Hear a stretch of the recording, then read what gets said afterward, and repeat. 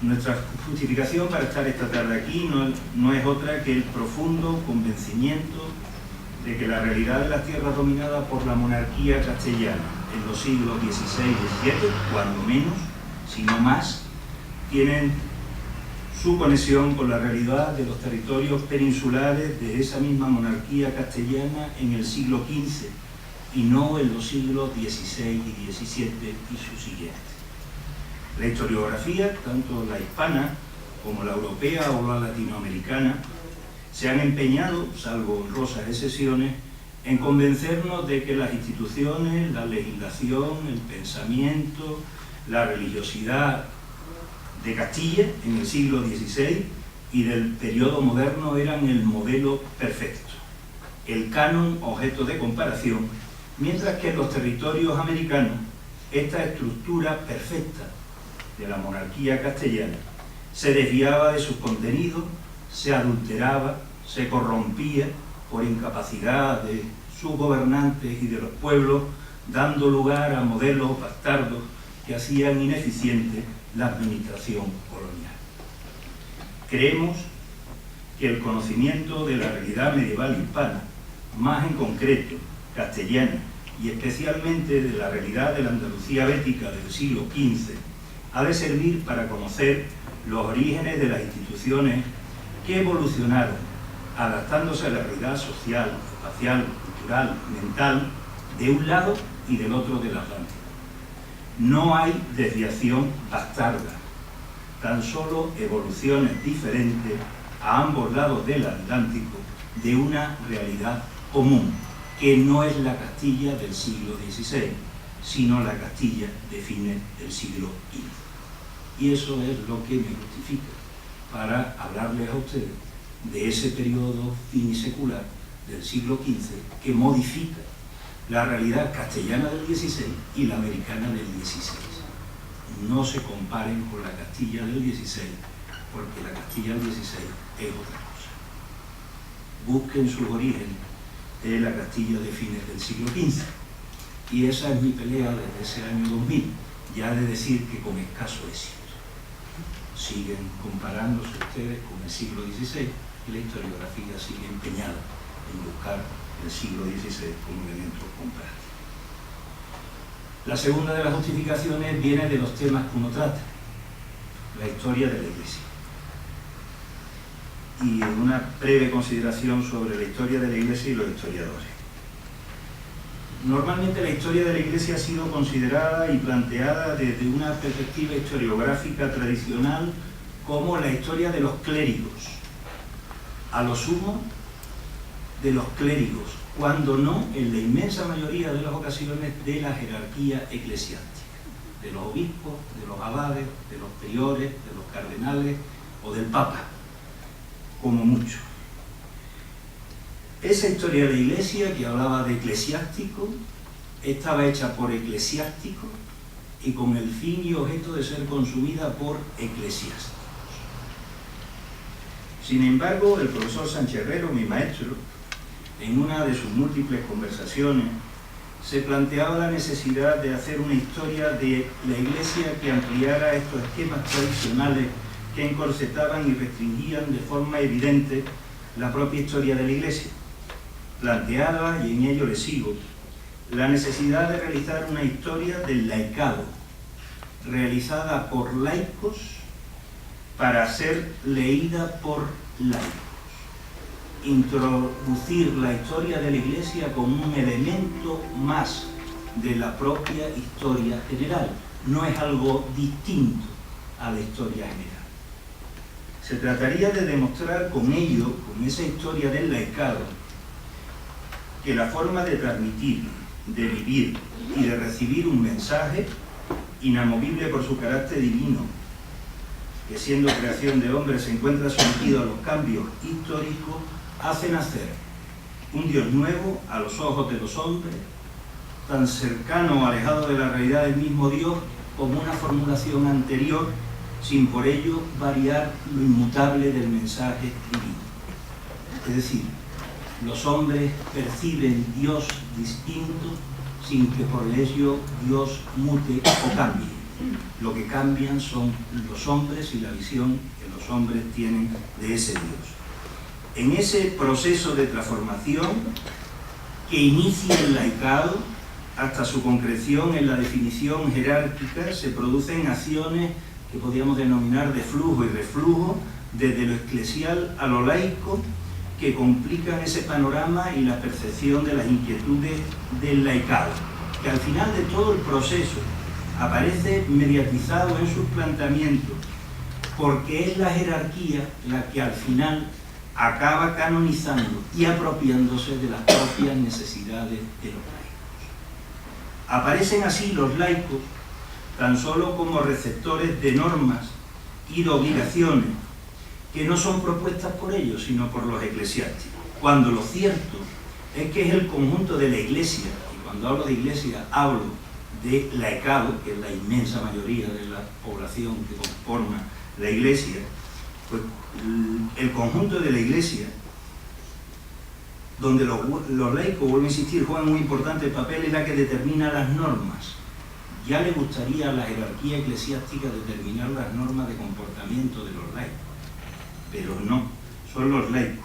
Por lo tanto, el laicado no solo calla y paga, que es a lo que la Iglesia jerárquica nos tiene acostumbrados, sino que en la medida de lo posible habla e intenta no pagar.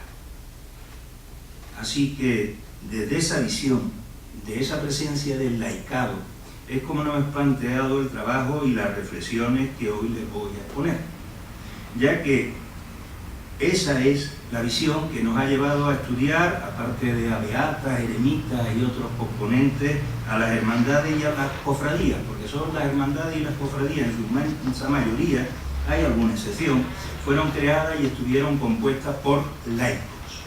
Las cofradías son y han sido a lo largo de toda su historia las instituciones eclesiásticas más auténticamente laicales y de laicos. Creo que con explicarle a ustedes que me dedico a la historia medieval y estoy en América, y explicarle a ustedes que me dedico a la historia de la Iglesia, pero no de los eclesiásticos, espero que vean ustedes el interés y la importancia del tema y la dificultad del asunto. Ahora solo me falta exponerle a ustedes pues, cómo vamos a organizarnos a la hora de exponer estas cuestiones, es decir, el modo de exposición. Voy a primero exponer algunos conceptos sobre cofradías y hermandades, para más tarde centrarme en las cofradías de Semana Santa, analizando las razones de su nacimiento y de su tipología, para terminar con algunas reflexiones que son más bien preguntas a modo de conclusión. La primera cuestión que uno se plantea es dos palabras para una misma realidad, hermandad y cofradía. En principio las dos proceden del mismo ámbito, el germanus, de donde viene hermandad, el hermano, y por lo tanto el confrater, donde viene cofradía, es el que va con el hermano. Así que tanto la hermandad como la cofradía serían el conjunto de aquellos que se encuentran hermanados o confraternizados, como ustedes quieran. Pero el Código de Derecho Canónico, al que ayer ya hice alusión, de 1917, define ya claramente qué son ambos conceptos. Actualmente usamos, y yo las voy a emplear de manera sinónima ambas palabras, pero he de decirle que la hermandad es una asociación constituida a modo de cuerpo orgánico que tienen por fin ejercer obras de caridad o de piedad. Eso es una hermandad. ¿Y una cofradía? Pues bien, la cofradía es cuando esta hermandad se dedica al culto público y entonces recibe el nombre de cofradía. Hermandad es a lo largo del año, cofradía es en la salida procesional. Cuando la salida procesional se convierte en lo más importante, el fin último es la que define la propia hermandad. Y así que no es infrecuente que el hecho de salir en procesión defina a aquellos que lo hacen como cofrades, no solo en el momento de la cofradía, sino a lo largo del todo. Esas cofradías o hermandades, ya digo que lo voy a usar indistintamente, no creo que haya que hacer más precisión que esa de naturaleza jurídica, han existido siempre en el cristianismo, es decir, no son ni un invento moderno, ni contemporáneo, ni de la Edad Media, ni de ningún tiempo. No nacen ni en el siglo XIII, ni en el XIV, ni en el XIX. La primera cofradía, si ustedes quieren, nace con Jesús y sus apóstoles y sus discípulos, o nace con María y los apóstoles reunidos en el cenáculo después de la muerte o después de la resurrección de Jesús, o en el momento de la Pascua de Pentecostés, en el cual el Espíritu Santo baja y ya cada uno se va y se disuelve. Por lo tanto, es una actividad propia de la Iglesia desde sus orígenes y llega hasta el día de hoy. Pero esas cofradías son muchas y diferentes y no una sola. Y todas en general y cada una en su concreción particular han ido evolucionando con el tiempo.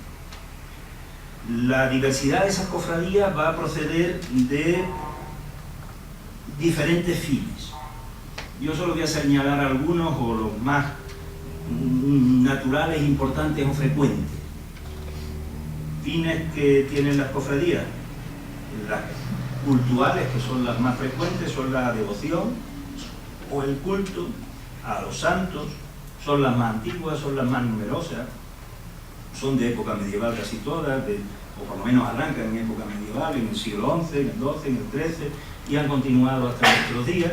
Son las cofradías de María, que son algo más tardías que las de los santos, son del XII en adelante.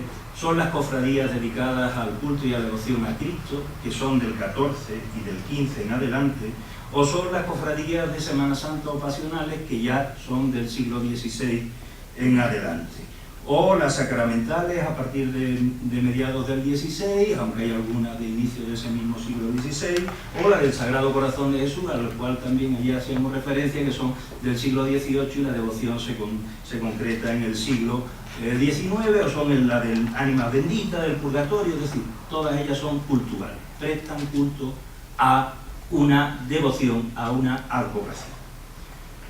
Es lo que todos consideramos que es una cofradía. Bien, junto a esas cofradías devocionales están las que se dedican al entierro de los difuntos.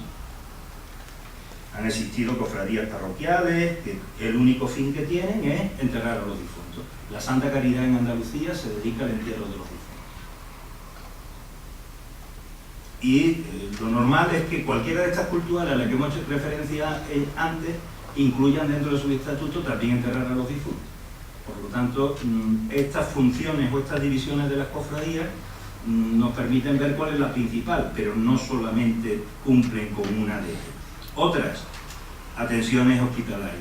Por lo tanto, cofradías hospitalarias son las que tienen un pequeño hospital en el cual asilan a aquellos cofrades que se encuentran necesitados de atención, porque piensen ustedes que cuando hablamos de hospitales, por lo menos hasta el siglo XVII, lo que estamos hablando más bien son de residencias, donde uno se cobija en el momento último de la enfermedad o de la incapacidad. Es decir, uno no va al hospital a buscar cura, uno va al hospital a buscar la muerte en paz, con las atenciones y los cuidados necesarios. Excepcionalmente uno sale del hospital, pero lo normal es que estas pequeñas cofradías tuvieran hospitales para dar un buen morir. Ese buen morir nos llevaría a otras atenciones benéficas asistenciales, es decir, no solo la atención hospitalaria de la muerte, sino cualquier otra, por ejemplo, ayudar a los cofrades enfermos, remediar a las viudas, dotar a las doncellas para el matrimonio, dotar a las mujeres para entrar en vida religiosa, ayudar a la redención de cautivos, a la recogida de trigo para donarlo en tiempo de escasez, a la atención a los presos, y así un largo etcétera.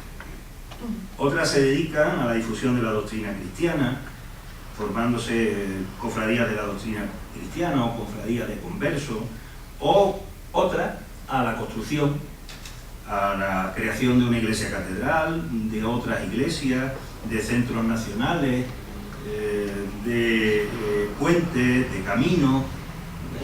Camino de Santiago se hacía a base de llevar una piedra colgada en el cuello desde que uno salía de su lugar de origen, para que al final del camino, cuando ya no había piedra, uno se descolgaba la piedra y la colocaba. Entonces iba ayudando a hacer el camino. Y había cofradías que se encargaban pues, de colocar la piedra en su sitio, de hacer las tareas o de hacerlo bien. La tentación última es ir con el dinero y no llevar la piedra.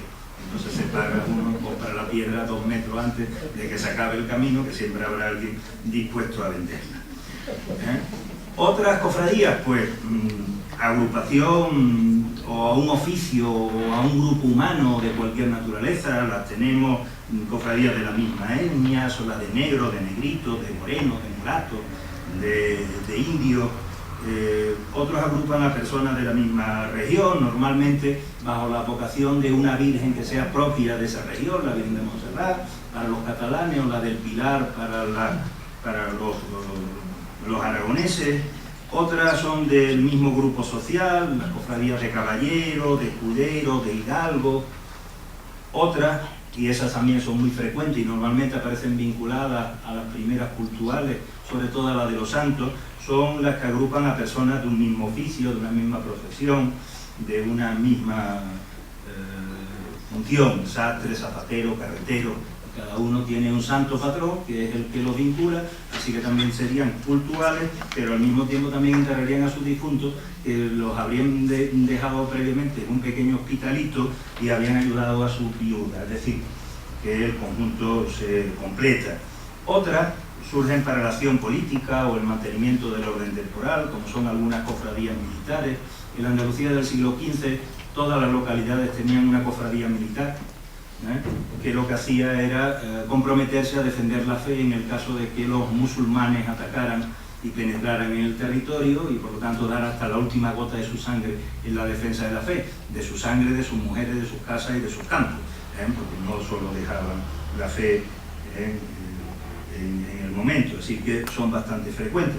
Otras son cofradías fundadas para los fines más diversos. Les pongo un ejemplo.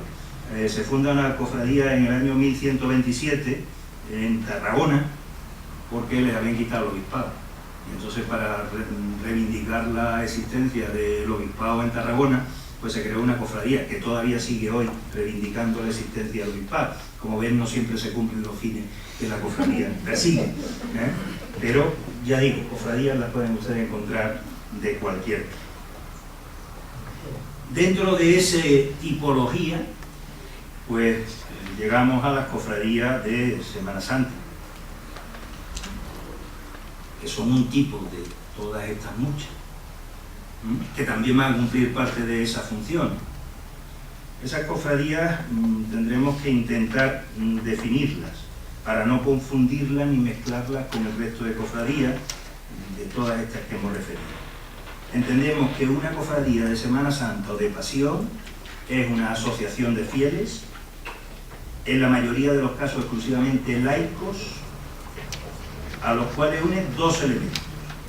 En primer lugar, la contemplación de la pasión y muerte de Cristo, y en segundo lugar, la imitación de los dolores de Cristo en su pasión y muerte, por medio de una penitencia pública que se concreta en una autoflagelación, aunque más adelante se pudo concretar en otro tipo de penitencia. Llevada a cabo esa autoflagelación durante la realización de una procesión que recibe el nombre de estación de penitencia, efectuada en alguna de los días de la Semana Santa. Eso es una cofradía de Semana Santa. Por lo tanto, esos tres elementos nos parecen que son constitutivos de este tipo de cofradía y que tienen, es decir, digamos que tendría una asociación, contemplación de la pasión y muerte e imitación pública del dolor, en unos días concretos que son los de Semana Santa. Esos son los tres componentes básicos y van a hacer su aparición durante el primer cuarto del siglo XVI. Con anterioridad al primer cuarto del siglo XVI no hay cofradía de Semana Santa. Por más que se empeñen los sevillanos en decir que sus cofradías son del siglo XIII, del siglo XIV, del siglo XV, incluso algunas son de antes de que existiera Cristo. No. Ese auge de esas cofradías, a partir del primer cuarto del siglo XVI, fue de tal calibre y de tal naturaleza que afectó a otras cofradías que no eran de Semana Santa, ni eran de pasión, es decir, que eran de estas cultuales que hemos visto, devocionales o de otro tipo, que terminaron por convertirse en cofradías de disciplinas, abandonando por tanto lo que eran las cofradías de gloria, las asociaciones de fieles, el culto a los santos, y que hicieron durante los días de Semana Santa estación de penitencia pública, pero no son cofradías de Semana Santa, porque no han surgido en la imitación a Cristo, sino en otras imitaciones. Lo único que tienen en común es la penitencia pública, ni los fines, ni los orígenes, ni los movimientos. Esa cofradía, así definida, que tiene otras advocaciones y que hace estación de penitencia, también surge en el siglo XVI, pero no son las que nos interesan. Porque las que nos interesan son las que se hermanan para la pasión, muerte de Cristo y autoflagelación u otro tipo de penitencia en un espacio público, un día de la Semana Santa. Y esas cofradías surgen en el siglo XVI, en el primer cuarto del siglo XVI, no por casualidad, sino resultado, no son flores exóticas o no se generan por esporas espontáneas que florecen, sino que es necesario, vuelvo a insistir, son laicos, por lo tanto es necesario que exista un contexto que permita su nacimiento. Ese contexto es el contexto bajo medieval. Son del XVI, al igual que las instituciones americanas iniciales son del XVI, pero para poder entenderlas hay que mirar al hombre bajo medieval, al pensamiento de ese hombre bajo medieval. Y siguiendo a mi maestro, el profesor Sánchez Herrero, le defino al hombre bajo medieval. El hombre castellano bajo medieval era religioso y cristiano. La fe cristiana popular era de credulidad absoluta, con lo cual, más que fe, lo que creían era en magia y en creencias absurdas. El hombre medieval era cristiano, pero no sabía nada de doctrina cristiana. El hombre bajo medieval era pecador y seguía pecando, aunque era consciente de su pecado. Tenía una piedad comunitaria y corporativa, tenía una piedad afectiva. La fiesta era, por definición, siempre una fiesta religiosa. No hay fiesta que no sea religiosa dentro del hombre bajo medieval. También tenía una piedad afectiva, exaltada en dos momentos, el nacimiento y la muerte, y eso daba lugar a una piedad popular en el sentido de que esa piedad está viva, no está codificada, definida, terminada, porque esa piedad popular muerta, codificada, definida y terminada es la que provoca Trento, que canoniza, estabiliza y por lo tanto no admite a partir de ese momento ninguna novedad, ninguna espontaneidad, sino que todo está sometido a normas. Esa piedad popular también es litúrgica, ceremonial y ritual, le encanta. No hay contenido religioso, solamente espectáculo. Es una piedad sacramental, le encanta el sacramento y especialmente el de la Eucaristía, pero no comulga. Le encanta el sacramento de la penitencia y de la penitencia pública, pero no se confiesa. En todo caso, lo tenían que hacer una vez al año para no caer en excomunión. Y por tanto era una piedad devocional llena de santos y de devociones particulares de todo tipo y de toda manera, con reliquias y creencias.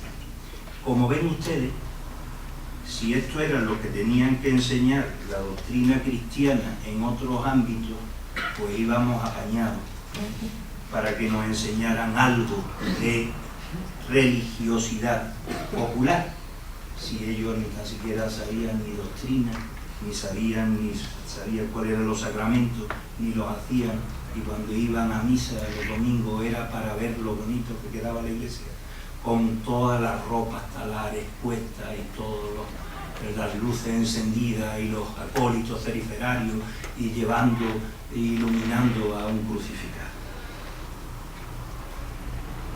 Ese hombre bajo medieval es el que genera un contexto teológico y devocional unido a unos actos extralitúrgicos que se desarrollan fuera de la liturgia y a unas disciplinas que son las que nos permiten entender cómo nacen estas cofradías. Voy al primero de los contextos, el teológico y devocional. Si las cofradías no nacen por generación espontánea, cosa que creo que estamos de acuerdo, necesitan un clima teológico y devocional propicio. ¿Este cuál es? Pues en la contemplación y devoción de la persona de Jesús podemos trazar una raya que divide esa contemplación y devoción a la persona de Jesús en dos mitades, una mitad antes de inicios del siglo XIII y una segunda mitad que es después de comienzos del siglo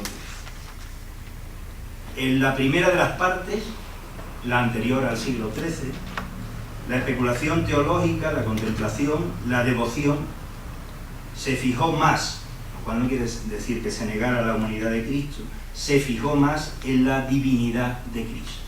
Es lo que algún autor ha llamado una teología descendente. Es decir, primero se conoce al Cristo o al Jesús Dios para poder entender al Jesús hombre. Pues bien, a partir de comienzos del siglo XIII y en concreto a partir de la vida de San Francisco de Asís, que ya le recuerdo que nunca recibió ninguna orden sagrada, por lo tanto fue laico hasta que se murió, no fue cura, ni presbítero, ni diácono, ni nada que se le parezca, por lo tanto un laico. A partir de San Francisco de Asís se origina un canon en el que la especulación de la contemplación y de la devoción, sin negar para nada la divinidad de Cristo, partía de la humanidad de Jesús. Es lo que ese mismo autor ha denominado una teología ascendente, porque primero se conoce al Cristo hombre y conocido el Cristo hombre uno aspira al conocer al Cristo Dios, por lo tanto a Dios. Así que la humanidad de Jesús completa desde su nacimiento de una mujer, y el culto a la Virgen María va a ir unido a eso, hasta su pasión y muerte sobre la cruz, es el que responde a esa nueva visión de Cristo. Eso da en Sevilla lugar a dos tipos de tontos. Un tonto que es de nacimiento, el que se dedica a montar belenes, y el otro tonto que es de capirote, que es el que sale en Semana Santa. Entonces, como ven ustedes, gracias a San Francisco, pues tenemos en Sevilla tontos de nacimiento y tontos de capirote. Así que el nacimiento y la muerte de Cristo son los elementos clave, y en los dos momentos se encuentra acompañado de una sola persona, su madre. Así que la madre, culto a María, aparece unido. Así que su humanidad, del que nace, del que crece, del que se desarrolla, del que sufre, del que muere, es el que le permite a San Francisco llevar su influencia a lo largo de los siglos XIV y XV, y se empieza a contemplar de manera especial por los teólogos, por los contemplativos, por los místicos, por el pueblo en su conjunto, la pasión y muerte dolorosa, acerba, dolorosísima de Jesús.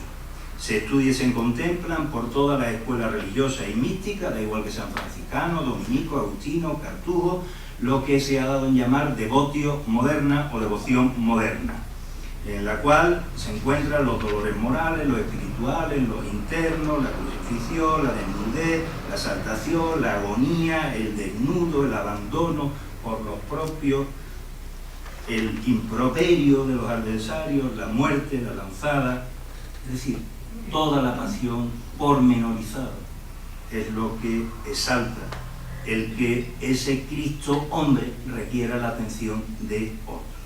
Y dentro de ese contexto, que se produce en los siglos XIV y XV, empiezan a aparecer dos elementos que van a tener una mayor devoción o contemplación, que son la cruz, la devoción a la vera cruz, a la verdadera cruz, la que hallara Santa Elena en Jerusalén en el 335, que ya es suerte, 335 años después encontrarla, una cruz sola y verdadera, gloriosa y triunfante, que significa la redención, y el otro, la sangre de Cristo, la preciosa sangre de Cristo, que une a los dos elementos que van a conformar el verdadero paso hacia la contemplación de la sangre de Cristo, que son las llagas, el sufrimiento, y también nuevamente lo contemplamos en San Francisco, que también aparece llagado y sufriente, igual que había sido Jesús. Esa sangre no solo es sangre, sino que también es agua, con lo cual ya estamos contemplando que Cristo muere de manera distinta a los demás. A uno le rompen las piernas, a Cristo no, a Cristo se le golpea con la lanza. Así que todo ese momento que simboliza la sangre y el agua es el momento que simboliza los dos sacramentos a los cuales se le une.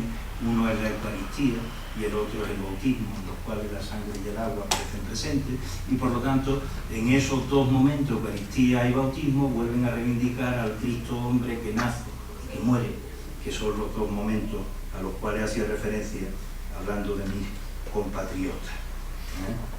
Así que esa influencia de la sangre y del crucificado, que acaban fundiéndose en ese Cristo sufriente en la cruz,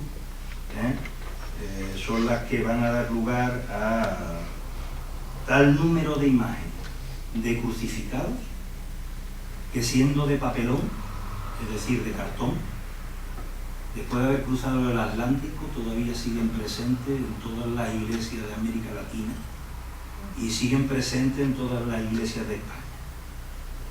Porque el número de crucificados que se hicieron fue tal que, aunque se han quemado, se han roto, se han inundado, se han destruido, se han perdido, se han traspapelado, nunca mejor dicho en este caso, pues siguen quedando un número importantísimo de estos crucificados.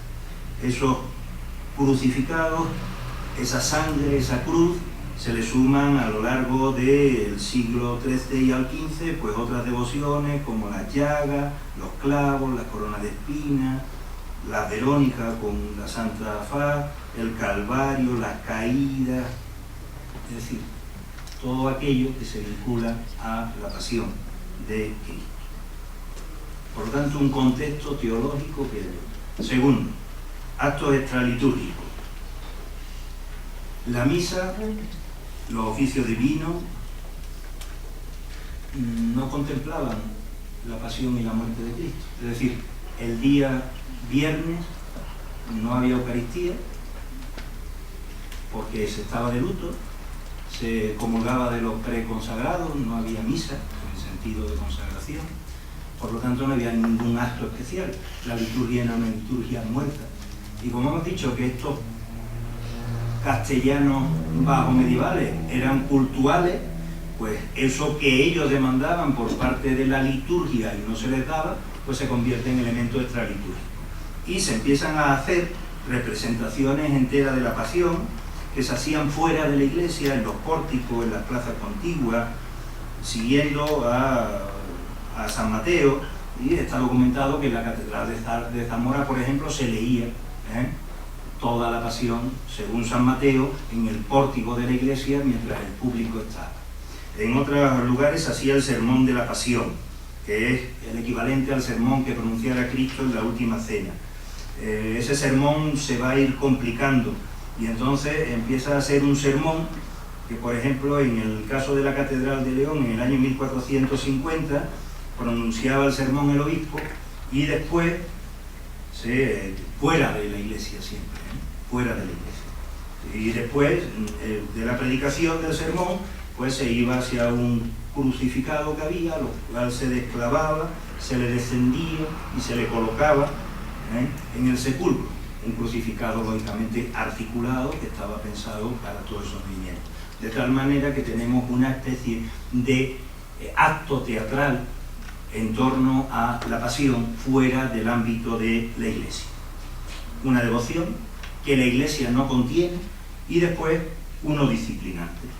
Uno disciplinante, es decir, la aparición de la práctica de la disciplina o de la autoflagelación pública son bastante bien conocidas en la península ibérica, porque vienen de la mano de un personaje que es San Vicente Ferrer, que hace unas campañas entre el año 1411 y 1412 en Castilla, y a partir de ahí empiezan a aparecer los flagelantes, porque él daba el pregón y al terminar su sermón, daba su sermón, y al terminar el sermón, pues todos los que habían participado en el sermón iniciaban una procesión autoflagelándose. Él llevaba previstas ya las autoflagelaciones y allí las ponía, y no son bien conocidos porque están recogidos los sermones y han sido muy bien estudiados. Así que desde el año 1411-1412 empieza a ser frecuente el autoflagelarse con motivo de parecerse, acercarse a Dios. Y eso va a dar lugar, todos esos tres elementos, a un conjunto de tipologías de cofradías de Semana Santa. La cofradía primera, pues la que reúne todos los requisitos, la del crucificado. Y normalmente bajo la advocación de la Vera Cruz, excepcionalmente de la sangre de Cristo, aunque también suelen aparecer. Nace en esa cofradía en la segunda mitad o fines del siglo XV. Para el caso de Andalucía se extienden por toda Andalucía, se extienden por toda España. Suelen realizar la procesión de penitencia o la estación de penitencia la noche del jueves al Viernes Santo, y normalmente la cofradía que realizaba esa estación de penitencia no llevaba más que un crucificado pequeño que era portado a mano. Es decir, no hay paso de Semana Santa, no hay elementos, sino simplemente el crucificado, un tamaño pequeño, porque lo tenían que llevar a mano y eso pesa, acompañado de hermanos de luz que llevan cirios o velas, y hermanos de sangre que se van autodisciplinando, al que en alguna ocasión se le añade una imagen de Nuestra Señora de los Dolores sobre unas parihuelas. Nada de flores, nada de música, nada de adornos, nada de esornos, ni de palios, ni de oros, ni de plata, ni de nada que se le parezca. Segundo grupo, las cofradías del Nazareno.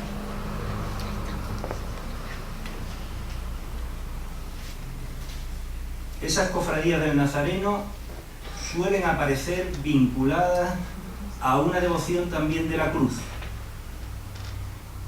pero de la cruz de Jerusalén, la Santa Cruz de Jerusalén. Esa cruz que tiene 4 crucecitas pequeñas dentro, eso es la Cruz de Jerusalén. Unida a esa devoción a la Cruz de Jerusalén aparece la devoción al Nazareno. Dan culto, la inmensa mayoría de esas cofradías, a una imagen que lleva una cruz a cuesta, que en determinados lugares han recibido nombres especiales. No dejan de ser nazarenos. En el caso de Quito, el nazareno que ustedes conocen lleva la vocación del Gran Poder, que es la misma vocación que lleva el nazareno de Sevilla, pero que en realidad es resultado de una letanía, porque cuando se le pregunta a Cristo dónde está su poder, Cristo dice: este es mi gran poder, y señala la cruz. Es decir, mi gran poder es el poder eximirme de llevar la cruz y llevarla. Esa es mi fuerza o mi poder. De ahí el término es ius is potestas, ¿no? Esta es mi fuerza, o esta es mi garante, ¿no? Y ese es mi gran poder, ¿no? Y esas pues fueron difundidas bajo diferentes advocaciones, generando un grupo más pequeño que era Jesús con la cruz cayéndose. Es un nazareno en la caída. Y un caso curioso es el de un Jesús caído, el de Osuna. Lo digo para que vean ustedes cómo todo esto se va transformando. Existía un Padre Jesús caído en Osuna, que era el que representaba justamente el momento en el cual Cristo es desatado de la columna después de los azotes y se cae, porque no se aguanta del dolor que tiene. Eso es una imagen vinculada a la columna y azote, que es un momento de la pasión. Pero como los nazarenos tenían, digamos, que más predicamento y más actuación, pues aprovechando que estaba caído, pues se le colocó una cruz. Y entonces es un Jesús caído, pero sin cruz, que acaba siendo un nazareno. Esas cofradías de Jesús Nazareno son también del 16, pero se desarrollan sobre todo en la segunda mitad y especialmente son del 17 y del 18. Suelen hacer procesión, igual que las de la Veracruz, en la noche del jueves al Viernes Santo, teniendo normalmente un sermón cantado y escenificado. Estas dos aparecen vinculadas después con otras muchas que van a ir surgiendo de momentos de la pasión. En el siglo XVI, la entrada de Jesús en Jerusalén, la borriquita, la pollinica o la burrita, como ustedes quieran, la oración en el huerto, el Jesús cautivo, sagrada columna y azote, coronación de espina o Cristo de la sentencia, ese homo o Jesús presentado al pueblo, que todos esos nombres recibe, el Cristo de humildad y paciencia, que es el que está sentado después de los azotes, que ya no aguanta más, en un banco, que es quizás la imagen más cercana y la que más predicamento ha tenido en ese momento, es la que se conoce como el Señor de la Justicia, que es ese momento en el cual está sentado, porque ya no se sostiene, después de la flagelación, aparece el Santo Entierro, y empiezan a aparecer dos tipos de cofradías, que aparece la Virgen pero sola, es decir, no es una Virgen que va acompañando a un Cristo, una Virgen que va acompañando a otro tipo de escena, que esa la habíamos visto con la Veracruz, que aparecía la Virgen de los Dolores.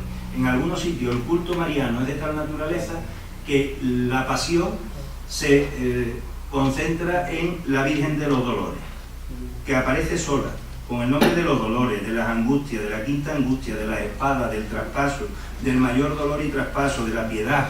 Todas esas vocaciones puede tener. Es una Virgen que procesiona sola. Y la otra que procesione también sola, y que también es muy común, como ustedes comprenderán, es la soledad. Esa lo hace el sábado, sale sola, porque ya se han ido los apóstoles, se ha ido todo el mundo, y esa no requiere mayor explicación, está abandonada. Y ya, excepcionalmente, y en casos muy extremos, aparece un personaje que el Concilio Vaticano II ha intentado imponer y no ha conseguido, que es el resucitado. En la Semana Santa del 16, ni del 17, ni del 18, ni del 19, ni del 20, en el 20 con alguna dificultad, aparece el resucitado, porque la resurrección no es el objeto pasional. La gente no sale a imitar al Cristo resucitado, sale a imitar al Cristo hombre, al Cristo sufriente. El resucitado vuelve a ser Dios, vuelve a ser de esa primera mitad que hemos dicho de antes del siglo XIII. Ya no es un Cristo hombre. Pues sobre eso aparece Trento en el 16. Y todo eso que había surgido de manera natural y de manera más o menos espontánea, resultado de una devoción de laicos, pues va a Trento y lo canoniza. Con dos medidas. Una, el capítulo 10 de la sesión sexta, en el que se habla de cómo se puede salvar el hombre, y si el hombre puede hacer algo por su salvación, es decir, o es Dios el que lo salva, en última instancia el debate sobre la capacidad del hombre de salvarse por sus obras o por sus actos, o está predestinado, el debate con los protestantes, y dice, ¿cómo se puede salvar un hombre? Mortificando los miembros de su carne y presentándolos como armas de la justicia para la santificación por medio de la observancia de los mandamientos de Dios y de la Iglesia.